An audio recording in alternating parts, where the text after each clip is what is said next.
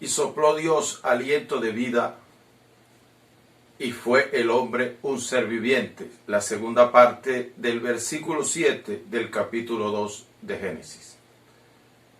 La dermatoglifia es una enfermedad o una afección que se encuentran en las personas que no tienen huellas digitales.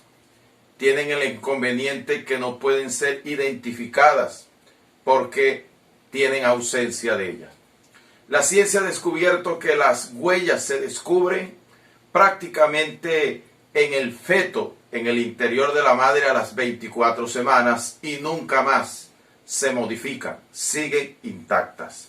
Sin embargo, cómo se forman y qué factores la contienen no se conoce, pero cuando se forman siguen inmodificables y algunas personas carecen de ella.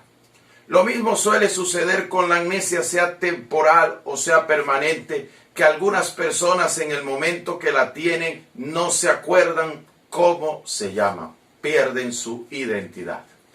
No tener identidad es un grave problema sin saber quién soy yo. Las personas con amnesia se comportan y mantienen los mismos patrones, pero no se acuerdan de quiénes son. Si no tenemos identidad, nunca vamos a entender quiénes somos y prácticamente qué debemos hacer. Es uno de los grandes problemas que existen en la vida de muchas personas.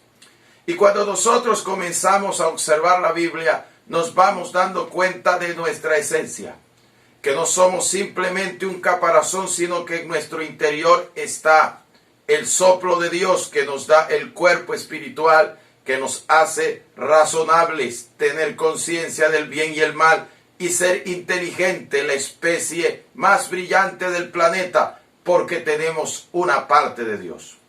Por eso Dios lucha constantemente para renovar el hombre, porque sabe que el hombre tiene una parte de él. Y a Dios le duele lo que le pasa al hombre, porque el hombre hace parte de él. Podríamos decirlo entre comillas, tenemos los genes de Dios. Parte de lo que hay de Dios está en nosotros. El escritor del Evangelio de Lucas en el capítulo 19 habla de un pequeño hombre que carecía de estatura, que quería salir a ver a Jesús porque él pasaría por ese lugar. Zaqueo, en su afán de quererlo ver y no tener la estatura suficiente, se monta a un árbol de sicómoro y allí observa pasar al Señor. El Señor detiene la marcha y lo observa y le dice: Zaqueo, desciende porque es necesario que pose hoy en tu casa. La gente criticaba y murmuraba porque lo había invitado un hombre que consideraban muy corrupto y pecador. Zaqueo era un publicano y los publicanos cobraban impuestos, pero no había nada de malo en ello, sino que la nación estaba ocupada o invadida por el Imperio Romano, que exigía atributos muy altos, y Zaqueo agregaba un valor adicional para él y vivía de la pobreza y la ruina de sus propios compatriotas.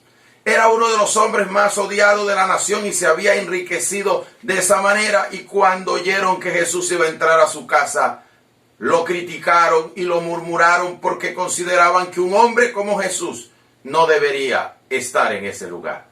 Cuando Jesús entra en su casa, el hombre, al tener la presencia de Dios allí, como que le redarguye y dice: Señor, mis bienes doy a los pobres, y sin algo he defraudado a alguno, lo devuelvo cuadruplicado. El Señor se queda observando a sus discípulos y a Zaqueo y le dice: hoy ha venido la salvación a esta casa, por cuanto él también es hijo de Abraham. Abraham fue el padre de la nación que Dios llamó para formar la nación hebrea o israelita. Quiere decir que Zaqueo tenía algo de Dios, algo de esa promesa, algo del plan de Dios, y eso está en la vida de cada uno de nosotros. Aunque tengamos errores y equivocaciones y fallas, aún hay algo de Dios en nosotros. En el que está en un bote de basura, hay algo de Dios en él. En el que está hundido en la droga, hay algo de Dios en él. En el que se aira, hay algo de Dios en él.